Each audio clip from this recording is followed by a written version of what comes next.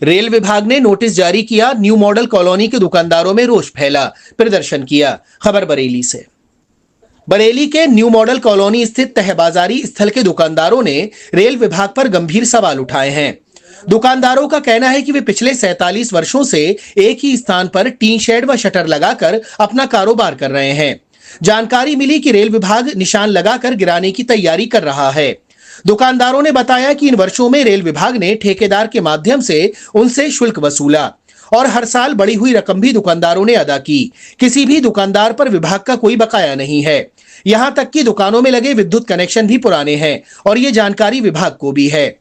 व्यापारियों का आरोप है कि 47 सालों में रेल संपत्ति विभाग ने कभी भी निर्माण रोकने या भूमि खाली कराने का कोई नोटिस जारी नहीं किया। अब अचानक रेल विभाग उन्हें हटाना चाहता है, जो न केवल अन्याय है बल्कि उनकी परिवारों के भविष्य के साथ खिलवाड़ भी है। दुकानदारों ने यह भी कहा कि रेलवे भूमि विकास प्राधिकरण का गठन वर्ष 2007 में हुआ था, जबकि वे इससे कई साल पहले से इस स्थल पर काबिज हैं। ऐसे में उन्हें अवैध कब्जेदार नहीं माना जा सकता। उनका दावा है कि तत्कालीन समय में रेल विभाग ने प्रांतीय सरकार के सहयोग से जनहित में भूमि अधिग्रहित की थी और उन्हें यहां बसाया था। व्यापारियों ने मांग की है कि रेल विभाग पूर्व की भांति ठेकेदार के माध्यम से शुल्क वसूलता रहे या फिर अन्य रेल दुकानदारों की तरह उन्हें भी किराएदार घोषित किया जाए। इस संबंध में दुकानदारों ने रेल मंत्री अश्विनी वैष्णव तथा जिलाधिकारी बरेली को ज्ञापन भेजकर हस्तक्षेप की मांग की है। प्रदर्शन के दौरान सदानंद, छोटेलाल, नूर अली, राजेश कुमार अग्रवाल पार्षद, लाखन, प्रेम तुषार, जितेंद्र प्रजापति, के सिंह आदि मौजूद थे। और प्राइवेट स्कूलों की फीस बढ़ा दी है, इनकी फीस कैसे जाएगी? तो यही मुद्दे लेके माननीय डीआरएम महोदय से याचिका लेके आए थे, प्रतिनिधि मंडल मिलने गया हुआ है। हमारी यही मांग है कि इनको रोजी रोटी कमान दी जाए। संसद तक, संसद से लेकर सुप्रीम कोर्ट तक लड़ने का काम हम करेंगे, ये हम आपको बताने का काम कर रहे हैं। कोई नेता गलती नहीं है। ये देश के बच्चों का भविष्य के बच्चे कहाँ पढ़ेंगे बताइए आप? इनके दुकानें छिन जाएंगी, इनके बच्चों को फीस कहाँ देंगे?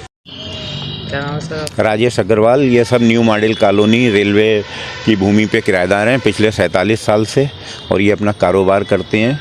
इनके फादर और इनके फोर फादर तक उन्हीं दुकानों में काम करके यहाँ तक आए हैं, और रेल द्वारा इनको नोटिस दिया गया है ठेकेदार के माध्यम से भूमि वैकेंट करने के लिए, जिसके संबंध में कल हम इन दुकानदारों से मिले थे और तय कार्यक्रम के तहत आज डीआरएम महोदया के पास आए, उनसे वार्ता की, उन्हें बताया कि भले ही ये लोग तय बाजारी के तहत हैं, लेकिन इनके विद्युत कनेक्शन हैं, इनकी दुकानों में स्ट्रक्चर हैं जो तत्कालीन एट दैट टाइम डीआरएम थे नंदा जी, उनकी सहमति से सब हुआ था।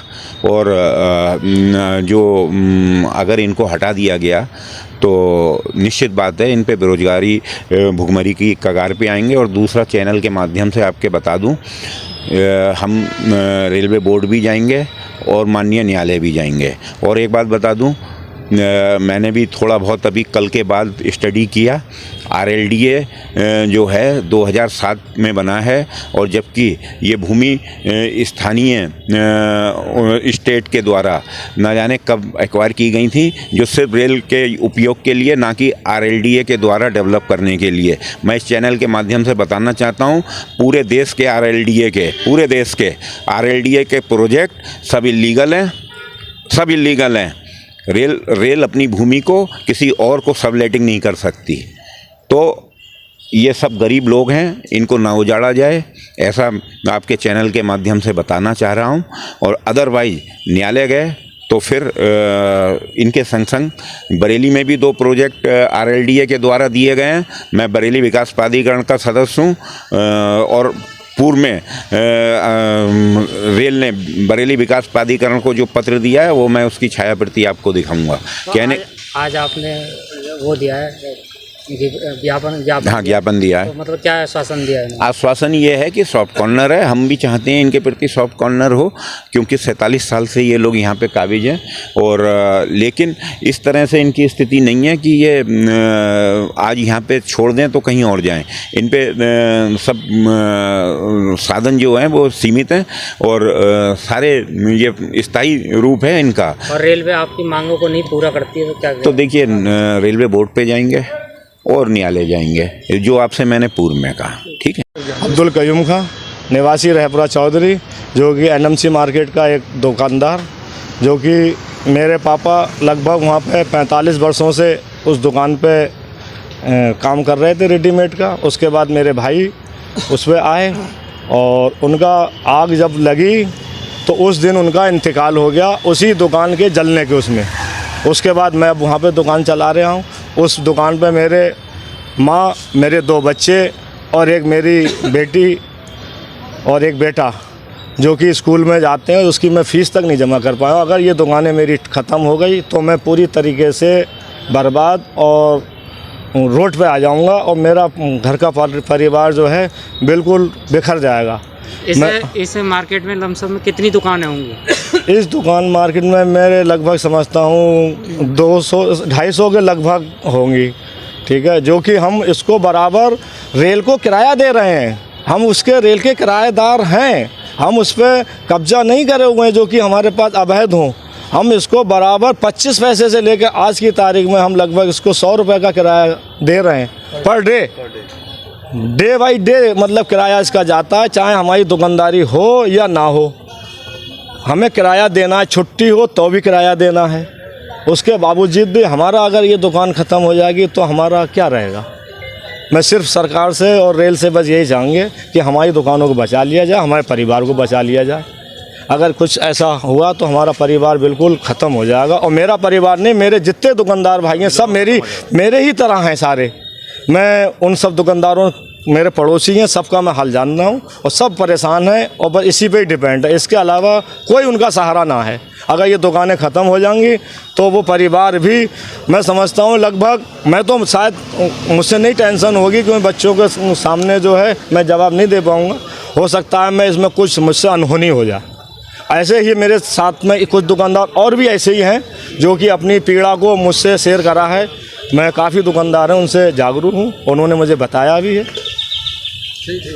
और मैं सर यहाँ पे 10 साल से दुकान चला रहा हूँ और मेरे बाद मेरे पिताजी चलाते थे, लगभग 30 साल पहले दुकान चलाते थे, ठीक है। अब वो बहुत बीमार चल रहे हैं, अब उनकी स्थिति नहीं है कहते कि वो दुकान में बैठ पाएँ, क्योंकि हम लोग बहुत गरीब परिवार से आते हैं साहब।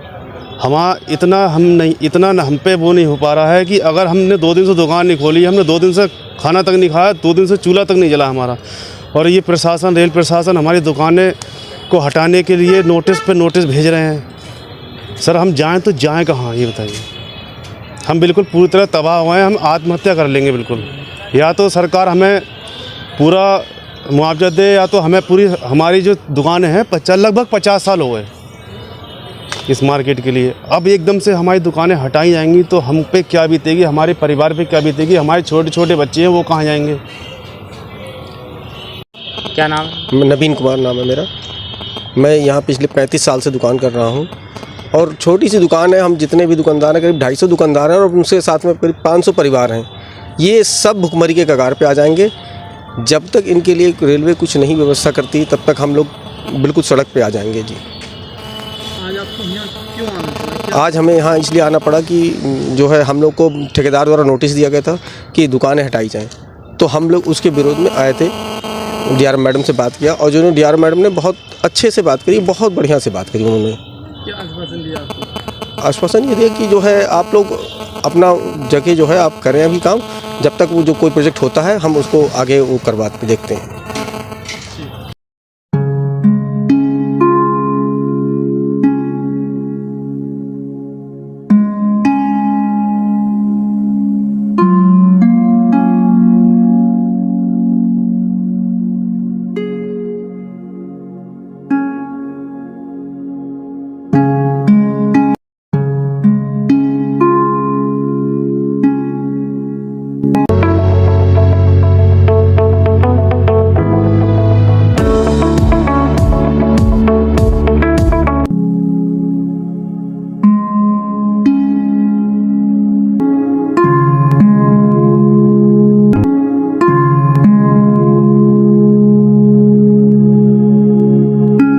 प्रीमियम आइडियल, जहां मिलता है आपको जरूरत का सभी सामान, गोपी चौक, बदायूं।